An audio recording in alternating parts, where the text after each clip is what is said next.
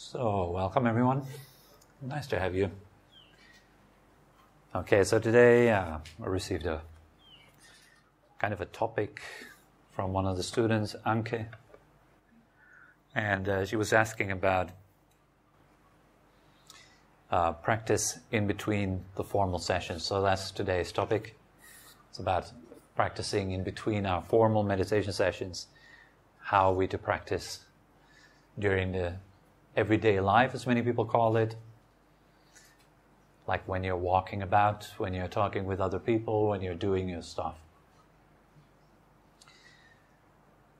Some people also call it practicing off the mat. So you're not with your mat, not with your cushion, you're not assuming a still posture for the purpose of really settling body and mind, but you're going about your day-to-day activities and tasks.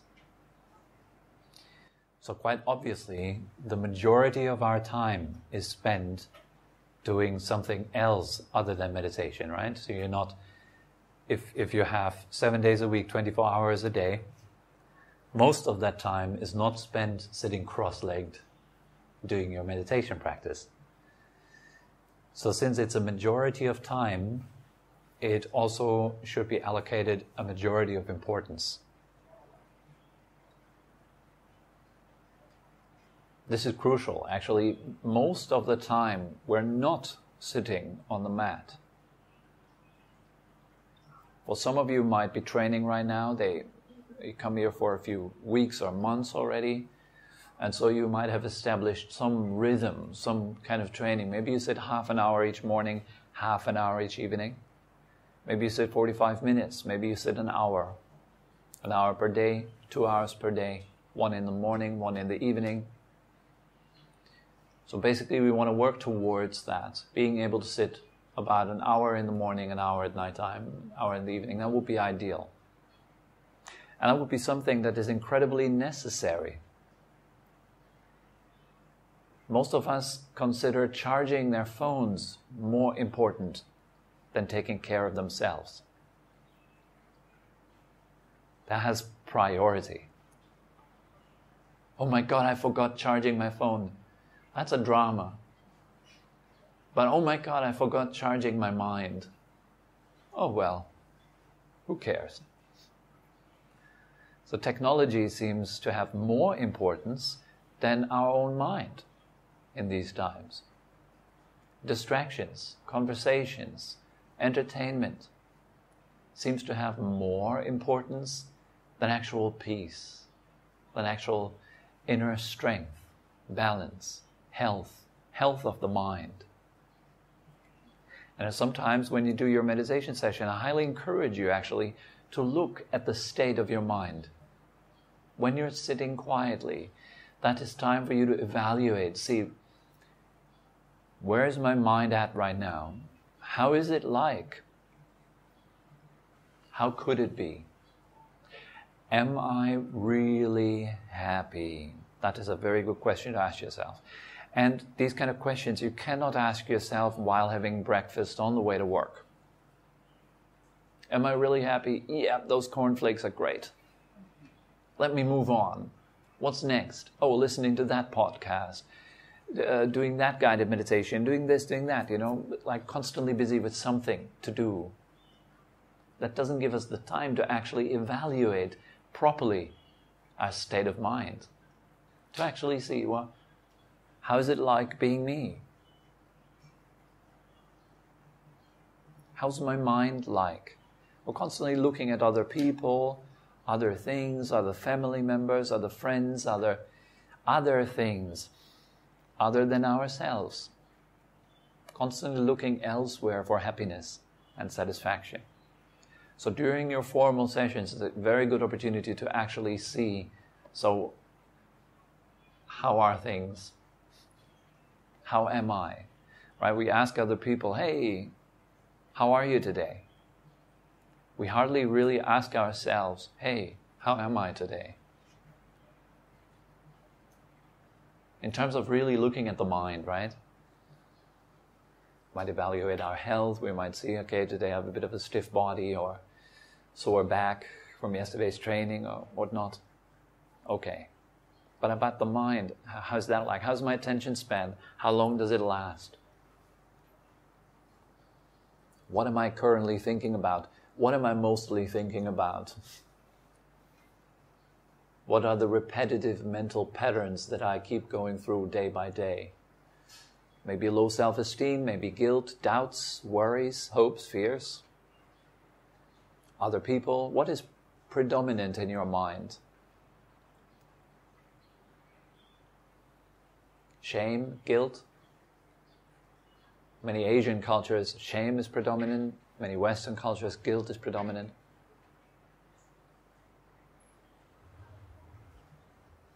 So you want to observe and watch clearly. And that's the first element, actually. It's the first thing that we can do on the mat and off the mat. You can evaluate your state of mind right here and now.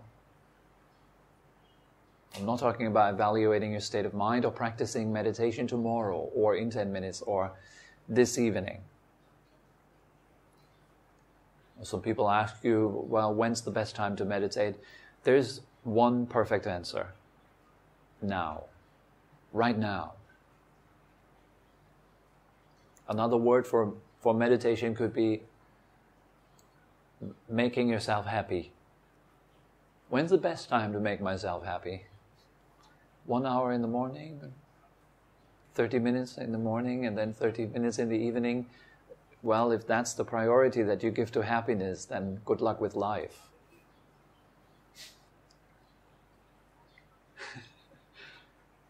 We have to give some massive priority to joy, to happiness, because frankly, this is what makes life worth living. This is what we're all after, isn't it? Sense of well-being, comfort, at ease, and being happy, feeling good. We all want that. And we're all searching for it anywhere but within ourselves. And so that, of course, occupies most of our daily tasks, our daily things and thoughts about those daily things. They're mostly occupied with how can I be happier? What else do I need to do? Do I need to have? Do I need to become so that I can enjoy my life finally? What else do I need to drop, to cut away, to get rid of so that I can finally enjoy my life? The good news is none of that is necessary. You can be happy right here and now, but it depends on your skills. How skillfully are you able to direct your body and mind, your speech, your inner speech, your outer speech, your actions, internally and externally, your intentions and your attention? How skillfully can you direct those qualities that they result in happiness here and now? Strange concept for most, because we usually think that happiness is something happens later. First you got to do a lot. Then hopefully you deserve it. If you just have done a lot, if you just have cut away a lot, then you might deserve it. But truthfully, most people never really have the feeling that they actually deserve it, no matter when. They might go to great lengths of trying to prove themselves worthy of happiness, and it doesn't really work out. You all have spent some lifetime. How's it going? What do you observe? See, that's the importance of evaluating where are you at right now. The Buddha encourages us to ask ourselves this question. Days and nights fly by, fly by. What am I doing right now? In other words, you can also ask, who am I becoming right now?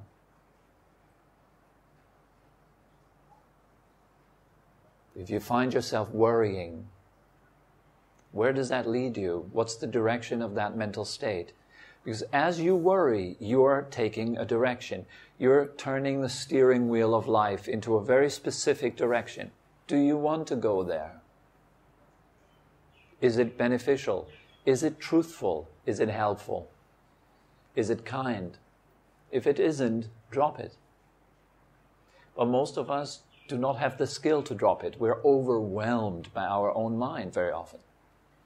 We're overwhelmed by what happens inside of ourselves, the emotions, the energies, the physical reactions. We're overwhelmed by what happens around ourselves. You see, 100 years ago, you didn't know that there was an earthquake in Chile, that there was a terrorist attack in Manchester, a terrorist attack over there, that Trump was elected president, that this happened, that happened, that he tweeted this and then he tweeted that. You didn't know that. Now you do. You know every bit of bullshit that is going on around this world. At top speed, high-speed internet. All the information at your fingertips, the whole range of human insanity at your disposal. Study it, watch it, absorb it, eat it, digest it. And then we wonder, why am I unhappy? Why am I depressed? Why am I anxious? Why can't I sleep? Don't you see? Isn't it obvious? What do you eat with your eyes, your ears, your mouth, your nose? What do you eat with your body, day in, day out? Isn't it obvious that this is what causes you to feel the way you do?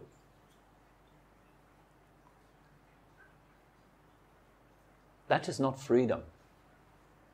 This is highly dependent.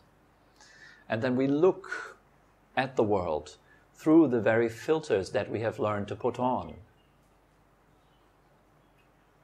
Looking at the world through anger, through resistance, through disgust. Looking at the world through annoyance, frustration, worries, fears, hopes. Whatever filter happens to be on your mind right now. And then that's exactly how the world appears. And then the cycle can continue. There's more of those feelings, more of those problems, requiring you to look up more information. It's just an endless cycle of insanity. If we don't get out of that one, life will not be better. It will not change for the better. If we keep consuming, as if it was important, rubbish day in and day out, dumping all the rubbish into our hearts, life will not be without rubbish. So in a way, we have to really, that's another aspect of day-to-day practice. You have to be very selective of what your intake of information is like. What kind of information do you take in? Who do you associate with? Some people associate with so-called friends who are upset when you go and meditate instead of going out having a beer with them.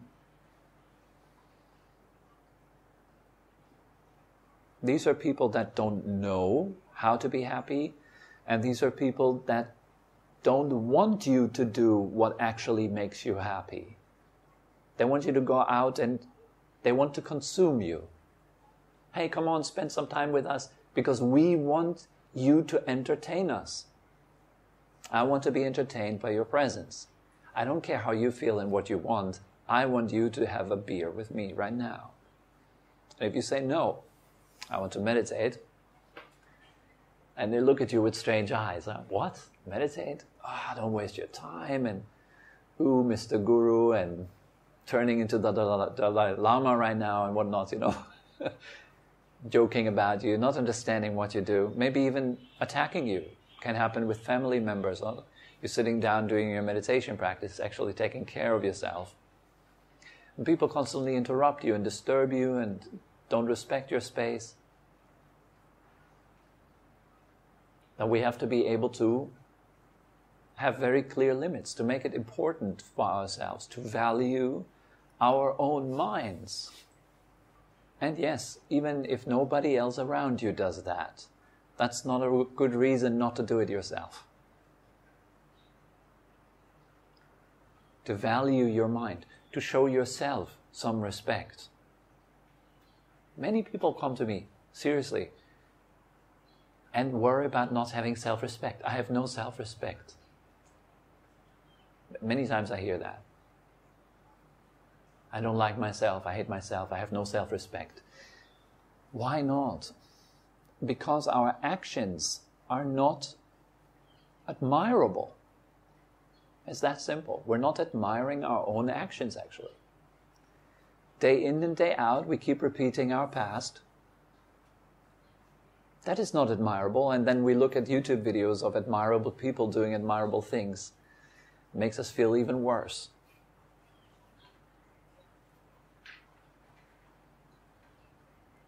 But you could be that guy. You could be an admirable person. You could admire yourself for the actions you take, the decisions you make, day in, day out. And this will raise the quality of your life. It will raise the standards. What are your standards? What do you expect from yourself? And how important is your heart to yourself? Your inner world, your feelings, your emotions, your thoughts. How important is that for you? How important are you to yourself? And I mean genuinely important, not this false sense of conceit, oh, I'm better than everyone else because I think so. But actually feeling a real sense of self-worth. I respect myself for what I do and how I act, how I behave, and how I conduct myself on the inside as well as on the outside, privately as well as publicly. Many people have split personality there. Privately, they act totally differently from when they're public, when they're out there.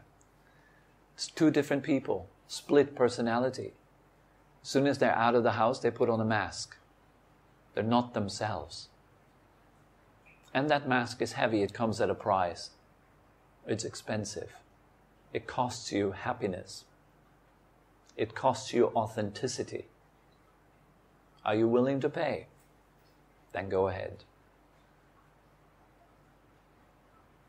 Then we have to ask ourselves these questions. How am I actually spending my life? What am I actually doing? Am I of benefit to myself and others around me? At the end of the day, before going to sleep, review your day. What did I do today? What do I actually consider to be an admirable action today?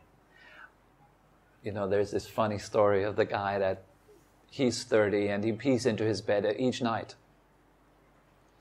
And one of his friends suggests, you should go and visit a psychologist. Might be a good idea. Maybe that can help. And so that guy does that actually. He goes to a psychologist and he undergoes treatment for a few months. And after a few months, these both friends, they meet up again. And the guy visiting psychologist, he says to his friend, you know what? I'm done. And the friend says, what? You're not peeing into your bed anymore? And the guy says, no, I'm still peeing into my bed, but now I'm proud of it. See, we're not trying to create a false sense of admiring yourself for absolutely doing nothing. That's inauthentic, dishonest. If you really want to have self-respect, do things that give you a sense of self-respect. That's super important. What would that be? Well, be kind to other people. Be compassionate. Help someone. Use your time, your money, your effort, your sweat to make someone else happy. And I guarantee you, at the end of the day, you'll feel great about yourself. Practice whatever you do, your job, your relationship. in a way that makes you feel by the end of the day, yes, I did well. And I really love it. I could have been upset. I could have yelled at my wife. But instead, I didn't. Then instead, I chose to actually become calm and reflect, take a walk in the forest, take a breath, contemplate the perspective from my wife's point of view, get to understand her, come back, apologize, and then solve the problem together. Wow, today I respect myself for that. See? This is how you can practice off the mat. It's super practical stuff. Nothing esoteric, nothing like, perceive the great emptiness at all times and let everything dissolve into emptiness. Even though that is a powerful practice, we come to that later. But you want to start really basic with things that you can actually do. And as always, these beautiful actions that we can take, beautiful decisions that you can make, that lead to well-being, both for yourself and others, both right now and later. They are always based on kindness. They're based on kindness, but also on mindfulness. If there's no mindfulness, basically you have no choice. You can only react to life. But if there's mindfulness, you do have a fair choice. You can actually make a choice. You can say, well, for example, I feel right now anger is boiling up. What are the steps that I could take right now? Something that is a bit more constructive than yelling and slamming my fist onto the table and throwing a plate at my wife. What is a bit more constructive than that? You have a choice because you can stop. You can take a step back and watch, okay, oh, that's what's going on inside of myself right now. So that's what we should practice at all times too. Learning to wake up to yourself right now, to actually become aware of what you're going through right now. Paying attention to yourself. How to do that? Well, feel your body. I do it like this all the time. I would just feel my body. This is for me like an entry gate. I always just check in with my body. Is it still there? Yep, it's still there. I can still feel it. I can still feel my body. It feels alive. And then I take it from there. And I notice, where does my attention go next? It usually goes to some sounds. Or to seeing. Then back to sound. Then to feeling again. And I just stay with that. And I just stay in there as long as possible. For me, it's a game that I play. The objective of that game is to stay mindful of the movements of my attention for as long as I can, before losing myself into a world of thought again. I can spend car rides like this if I'm not driving,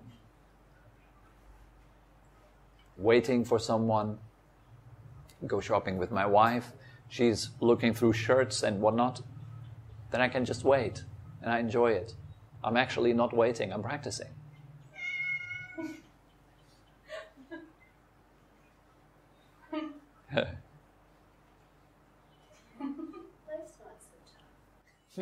That's not tough at all. Very simple, that's the point, right? Cats are taking it very simple. We can take an example. I don't think very much. They just walk around. If they're tired, they're sleeping. If they're hungry, they eat.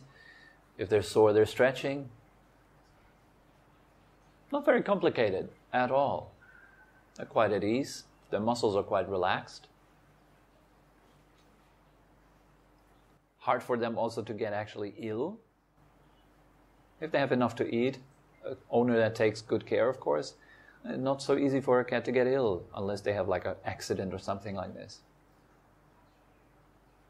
But for us, we are having all this kind of psychological burdens that we carry around with ourselves So practice to be free from thought during the day. And yes, in the beginning this is super difficult. That's not easy at all. Even I might make it sound as if it was easy, it is not easy. It is simple but not easy. So how do we become free from thought? Each time that you really feel your body, the aliveness of it, each time that you really feel when you're petting the cat, for example, and you really feel every single hair as you pet the cat. You're really there with the cat. Then, in that moment, you stop thinking, you stop worrying about the past, the future, you're right here. If you're swimming in the pool and you really feel the water, the temperature, how it brushes over your skin as you swim. Sitting in the sauna, feeling the different variations of heat all through your body. Feeling the raindrops on your skin if you're walking outside in the rain. There's so much invitation for practice in our daily lives. There's so much inviting introspection. Silence. There's many spiritual teachers that actually speak about a sense of marvel, a sense of wonder at the world. Just how brilliant it is, how connected, how amazing nature is. And we actually manage to go through a forest and think, yeah, well, it's just trees. That's just how dull we are. It's incredibly dull. You can look at a tree and not be amazed. That's not an accomplishment. Yeah, yeah, it's just a tree. You can look at your own arm and be like, yeah, well, it's my arm. What? So what? Until you have an accident and your arm is gone. Suddenly, you notice, whoa, there was an arm. And it was nice to have it.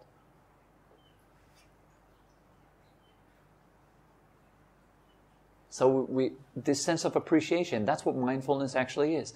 Or being able to appreciate whatever is happening right now, right here. To pay attention to it.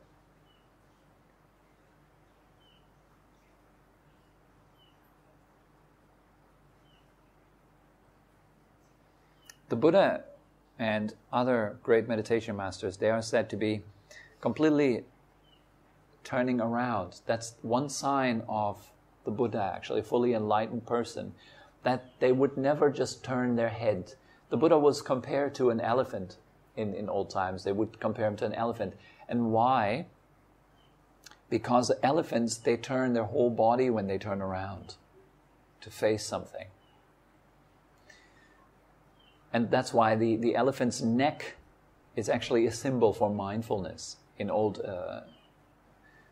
symbolic languages. The elephant's neck is a symbol for mindfulness. Also, a fully enlightened person would fully turn around to face someone calling them, for example. They would not just turn their head, but fully pay attention. So this is basically the whole practice. If you are living your day-to-day life, pay attention right now to what you are doing right now. The Japanese are quite good with that. They make everything into Zen. You know, the Zen of petting a cat, or the Zen of drinking tea, or arranging your house, or archery, sword fighting, martial arts, the way you move your body. Yoga, very popular nowadays. Many people practice yoga. Do you really practice it? What for? Why? Evaluate your mind. Who is practicing this yoga session right now? What for? What do I want out of this? What do I really want out of this? And then go as you practice. Really practice. Be fully there. That's a challenge. That's not easy. Because the mind has this habit of constantly wandering away. So personally, I cannot go into many more details. It's actually the practice that I undertake each day is pretty simple. It's simple. I just feel my body as an entry gate, and then I go from there. To see where does the attention move, and does it last? Is there any experience in my mind that actually lasts? And there is nothing that's really stable at all. In the realm of experience, nothing is stable. Everything appears and disappears continuously in awareness, in the mind. Things arise, feelings arise and pass, thoughts arise and pass, sounds arise and pass, taste arise and pass, smell arise and pass, constantly. And yes, if there is true access to that state, to that seeing, then I can't help but to marvel at this. But it's not a sense of marvel like, ooh, wow, a tree, awesome, it's such an awesome tree, but it's a wordless marveling. It's a wordless appreciation, which is extremely beautiful to dwell in. Which makes me very often think, just what a pity that people don't strive for this sense of joy and happiness. It makes me wonder sometimes that what keeps you to feel so good? What is it? Yeah, I'm very busy. What for? What is our direction? What's our future? All of us. We share one goal. It's either a wooden box or flames. Or there's many more options now. You can be shot up into space and you can, be spread all over the ocean and whatnot. There's many things you can do with the ashes. But that's where we're all heading. What are you running? Where are you running? What are you planning? I'm planning to live. But it's right now. It's right now. What a pity to miss that. It's not just some fancy ideology and, hey, you could feel nice, but this is serious stuff. You could feel so much nicer than you could ever imagine in your wildest dreams. I wonder why that's not important for you. At least enough important to really take action, to practice, really do it. What's holding you back to feel good? Many people are hesitant when it comes to meditation and mindfulness practice. They're hesitating. Requires some faith. Will it really make me feel good? I don't know. Tobi might just be fantasizing. Maybe he's just lying to us. You got to take a leap of faith there. Do you actually imagine? Can you actually imagine yourself being really, really happy, both in body and mind? Feeling fantastic. That option is there. That's the reason why people get addicted to drugs and substances. That's the reason why people look around themselves. They want to feel so good. When you fell in love the last time, you felt great. And that's 1% of the possibility of feeling good. Being in love, feeling super good, there you're at 1%. There's so much more possible. The mind, the human mind, is a fantastic thing. It's something incredibly profound, so powerful. You're literally shaping your life out of it every day, every second. Old beliefs that you're holding on, even though they don't serve you, but you're still holding on to them because we just don't know what to do with ourselves. So very often we're helpless, looking at our own mind, and then we're helpless. We don't really know what to do with it. So take action and start to really integrate the practice. It is so good. It leads to such good results. That all that is requested of you is to pay attention to life as it is right here, right now. Basically, that's all a meditator ever is asked for, right? Get out of the waiting mode. Life is now. What are you waiting for? You're making decisions now. Are they beneficial, truthful, kind? Go for it. What are you waiting for? And as you take every step on the journey, just be here. That's the day-to-day practice, the practice of caution. There's more to be said. You can go into like kind of more technical stuff and so forth, but this is what feels right for today. You know, as you take a step, really take it. And make that your goal in the morning as you wake up. Make it your goal. Well, today I will practice to be fully here. No matter what I do, let me be fully there. Fully available without thought, quiet on the inside, paying attention to what goes on within myself and around myself. Not superimposing will, not forcing things. Being here, appreciating what is. And you'll see it makes a huge difference if you take that practice seriously and you really do it. You have 1 week of practicing like this intensely every day, you will see great differences in your life. You see it every time at the retreat. It's 4 days, it's not very long, but has a huge impact on people's lives.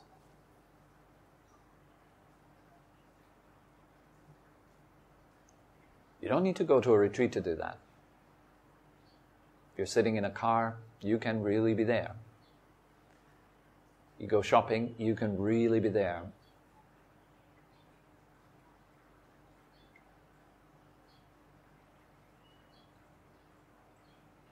So in the beginning of my path, it was more like, being mindful for a second and then getting lost in my own stories for a week. And then being mindful for a second again. That was how it started. And then gradually, the moments of mindfulness are more and more. Twice a week, 3 times a week. Then we're talking about a day. I could be mindful 2 times per day. For a few seconds. Just noticing that I'm here before I get lost in my thought stuff again. Stay persistent, keep at it. Eventually you'll be able to be mindful for a minute, 10 times a day. 20 times a day, 2 minutes. Just keep going. It doesn't require you to do anything fancy. You don't need to assume a handstand or like full lotus posture to be mindful of what you do. That is not a necessity, but actually just that act of remembering, of waking up. Actually, word for mindfulness is sati, which means remembrance. Nothing but remembrance. Keeping something in mind. Keep your body in mind, your breath in mind. Keeping the taste of the food in mind as you're there. Keeping eating in mind as you eat. That's mindfulness.